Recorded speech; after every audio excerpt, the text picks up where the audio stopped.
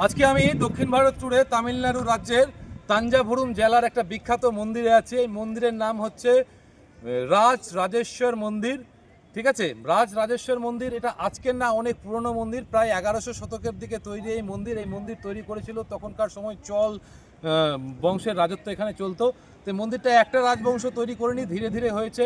চোল রাজবংশের মূল ভিত্তিটা তো দিয়েছিল, তারপরে এখানে পাণ্ডে রাজবংশ শাসন করেছে, তারপরে এখানে আপনার নানক রাজবংশ শাসন করেছে, লাস্ট মারাঠা রাজবংশ এখন অবধি বর্তমানে এই মন্দিরের রক্ষণাবেক্ষণের দায়িত্বে আছে। তো এই মন্দির হচ্ছে শিবকে নিবেদিত, শিব মন্দির বলতে পারেন। এবং শিব মন্দিরের সাথে সাথে পাশে পার্বতী মন্দির আছে, এখানে বড় আপনার নন্দী মহারাজ আছে। তো এই মন্দির তৈরি হওয়ার পেছনের ইতিহাসে একটু ধীরে ধীরে যায়। যখন এই মন্দির 1100 শতকের দিকে তৈরি হচ্ছিল, তখন কিন্তু আমাদের দেশে এই এত বড় বড় এটা গ্রেনাইট পাথরে তৈরি মন্দির, তো এত ভারী গ্রেনাইটকে এত উপরে তোলা বা এই ধরনের কাজ করা খুব দুষ্কর ব্যাপার ছিল। তো 12,000 হাতি 6 বছর ধরে কাজ করেছে এখানে, এবং তার সাথে 7,000 মতো ঘোড়া ছিল এবং 20,000 শ্রমিক। ঠিক আছে, তো এতগুলো পরিশ্রম দিয়ে এই মন্দিরটাকে দাঁড় করিয়েছে। তো মন্দির তারপরে বিভিন্নভাবে সংস্কার হয়েছে অনেকবার। তো তার একটা সংস্কারের আপনাদেরকে পার্ট আমি এক্ষুনি আপনাকে দেখিয়ে দিতে পারছি।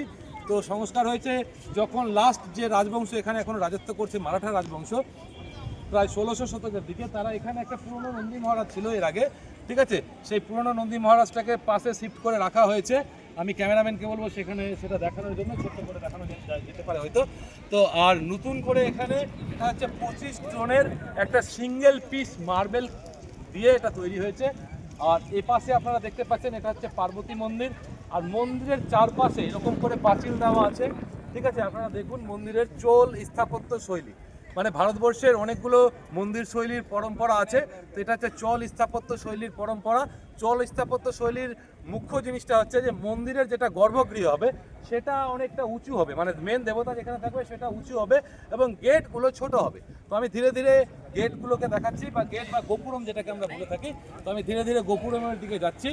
যেমন অনেক মন্দিরের, যেমন কালকে আমরা মাদুরাই মন্দিরে ছিলাম। মাদুরাইয়ের মন্দিরের বিশেষত্বটা হচ্ছে কি, যে ওখানে আপনার যে গেটটা হবে উঁচু বড়, এবং যে গর্ভগৃহ যেখানে দেবতা আছে সেই গর্ভগৃহের হাইট হবে নিচু। কিন্তু চোল স্থাপত্য শৈলীর মন্দিরের মুখ্য জিনিসটা কি, যে এখানে হচ্ছে আপনার যে গর্ভগৃহটা হবে উঁচু এবং গেটগুলো হবে ছোট, মানে ওর থেকে নিচু হবে।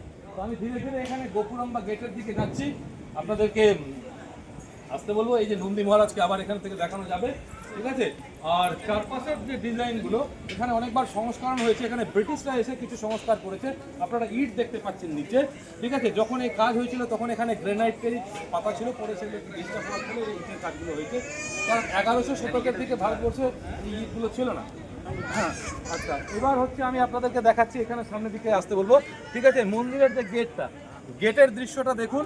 ঠিক আছে, রাজ রাজেশ্বর মন্দির বা বৃহদেশ্বর মন্দির, এই মন্দিরের দুটো নাম আছে, আমি ফার্স্টে বলিনি। এই মন্দিরের দুটো নাম, একটা হচ্ছে রাজ রাজেশ্বর মন্দির আর আরেকটা নাম হচ্ছে বৃহদেশ্বর মন্দির। বৃহদেশ্বর মন্দির মানে হচ্ছে বড় মন্দির। ঠিক আছে, মানে তাঞ্জাভুর জেলার মধ্যে সবচেয়ে বড় মন্দির, তাই হয়তো বৃহদেশ্বর হতে পারে। আর চল যে রাজা তৈরি করেছিলেন ওনার নাম ছিল রাজ রাজেশ্বর, সেই নাম থেকে হয়েছে রাজ রাজেশ্বর টেম্পল। তো আজকে আমরা তাঞ্জাভুর সারাদিন ঘুরবো, তাঞ্জাভুরে প্রোগ্রাম আছে। তো এই মন্দিরটা দেখতে আমরা মাদুরাই থেকে এসেছি, আবার আজকে মাদুরাই ফেরত যাব। খুব সুন্দর মন্দির, তো আমার ভালো লেগেছে, তাই চেষ্টা করলাম একটা ভালো করে ভিডিও করে রাখি।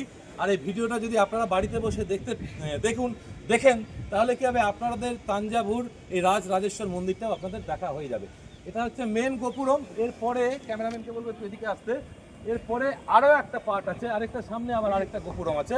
ঠিক আছে, তো তিনটা ছোট ছোট গেট পার হওয়ার পর সোজা দেখতে পাচ্ছেন হয়তো দূরে গাড়ি পার্কিং আছে, গাড়ির থেকে নেমে খুব না একদম নামার পরে সোজা চলে আসুন, এসে নিয়ে নন্দী মহারাজকে দর্শন করবেন, তারপরে শিবের দর্শন হবে।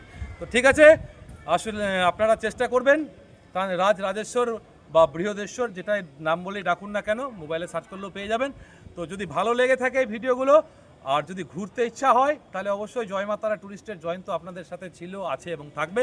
তো যদি ভালো লেগে থাকে ভিডিওগুলো শেয়ার করতে পারেন, লাইক করতে পারেন, বা কমেন্টে যদি কিছু ভুলভাল তথ্য দিয়ে থাকি সেটাও লিখে জানাতে পারেন যে এটা আমার ভুল হচ্ছে। তাহলে আপনাদের অনুপ্রেরণায় বা আপনাদের আশীর্বাদে আবার ঠিকঠাক করে আমি পুনরায় নতুন ভিডিও নিয়ে হাজির হব। তো ঠিক আছে, নমস্কার।